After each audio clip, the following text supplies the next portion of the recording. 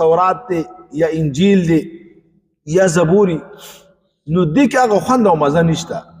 هغې غټه وجه دا ده چې دا په اصل حالت کې پاتې نه دي، دوی پکې تحریف کړی دی او رد و بدل یې کړی دی.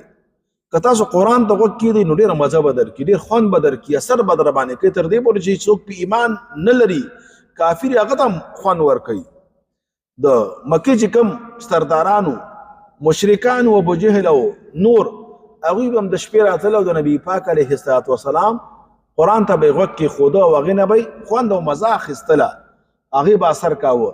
لیکن تورات او انجیل کې تاسو نه مورئ هغې کې هغه مزه نشته، هغه اثر نشته، هغه خوند نشته، ځکه د آسماني کتاب پاتې نه دی.